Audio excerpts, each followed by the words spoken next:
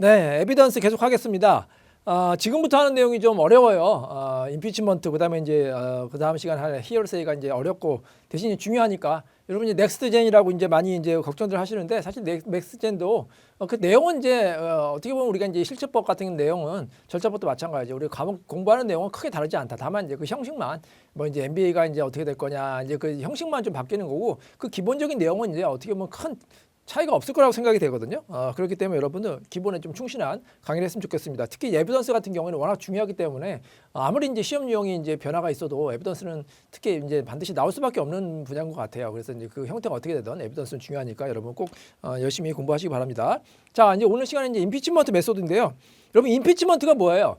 이거 너무 책만 읽으면은 이게 사실 재미도 없고 잘 안 하다는데 한번 여러분 영화를 본다고 생각해서 미드를 본다. 법정 영화 보면은 이제 보통 어떻게 되나요? 이제 변호사들이 이제 촥 나오죠. 여러분이 나중에 이제 실제 변호사가 돼서 이제 미드같이 이제 멋있게 이제 하려나 한번 생각해 보세요.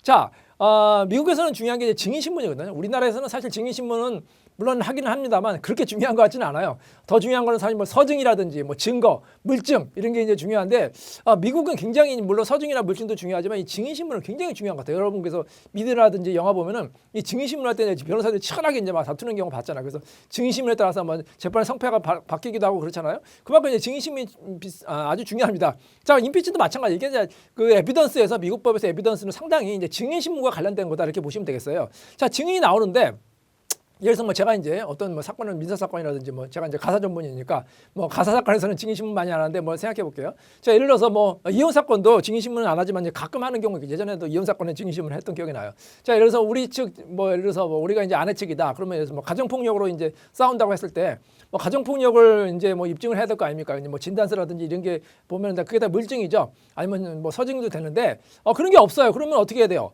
증인을 불러야 될 거 아닙니까? 뭐 예를 들어서 자녀를 부른다. 뭐 자녀를 이제 잘 부르지는 않지만 성인 자녀라고 해볼게요. 성인 자녀가 이제 본인이 직접 증인신문 났다 그럼 성인 자녀가 예를 들어서 뭐 딸을 불렀어요. 그래서 뭐 대학생이 딸을 불러가지고 뭐 아빠가 엄마를 때리는 거를 뭐 봤습니까? 뭐 그렇게 하는 거 증인신문 하겠죠. 그러면 봤습니다. 그럼 뭐 본인을 직접 경험이니까 하겠잖아요. 자, 그럼 이제 그 남편 쪽에서 반대 신문 하겠죠. 예를 들어서 뭐 딸을 데리고 뭐 너 평상시에 아버지한테 뭐 나쁜 감정을 받았고 뭐 어머니가 너한테 뭐 회유했지 뭐 이렇게 이제 증인신문을 할 거 아니에요. 그게 이제 임피치예요.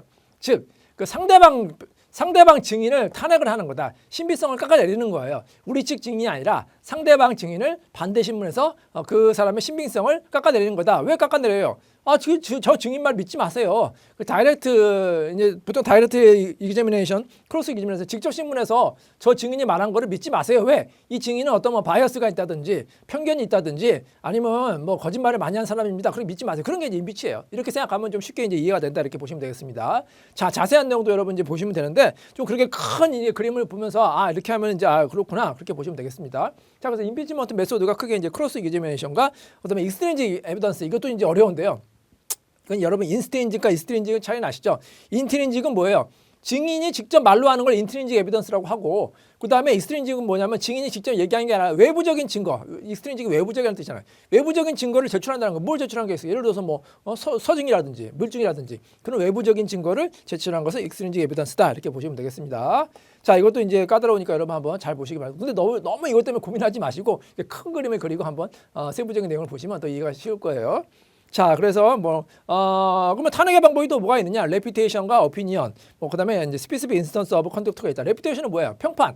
저 증인의 평판이 평상시에 뭐 거짓말을 잘합니다. 오피니언. 많은 사람들의 의견이 저 증인은 굉장히 거짓을 많이 말한다고 합니다. 뭐 그런 거다. 뭐 스피시픽 인스턴스가 이제 많이 나오는데 구체적인 행위죠. 예를 들어서 뭐 저 증인이 거짓말을 많이 했어요. 뭐 작년에 다른 사람을 속였어요. 뭐 그런 스피시픽 인스턴트를 하는 방법도 있다. 이렇게 보시면 되겠습니다. 자, 그다음에 익스트린지 에비던스 또 이제 쓰는 경우가 있고 안 되는 경우가 있는데 굉장히 좀 복잡을 하긴 해요. 근데 어떻게 보면 되느냐? 익스트린지 에비던스는 외부적인 증거를 또 제출하려면 이게 굉장히 또 복잡하거든요. 그 외부적인 증거가 맞느냐 안 맞냐 또 논란이 있기 때문에 어떻게 보면 증인의 뭐 바이어스라든지 정말로 중요한 거를 입증하기 위해서는 익스트린지 에비던스 쓸 수 있는데 그렇지 않고 이제 마이너한 거, 사소한 거는 익스트린지 에비던스 쓸 수 없다 이렇게 보시면 되겠습니다. 자, 다시 이제 설명드리면 다이렉트 이기제미네이션 직접적인 신문이죠. 여기서는 이제 레피테이션과 오피니언을 쓸 수 있지만 이제 스피시픽 인스턴은 쓸 수 없고요. 그다음에 이제 크로스 이미네이션이 더 시험에 이제 많이 나오고 중요한데 크로스 이미네이션은 이제 반대 신문이라고 말씀드렸죠.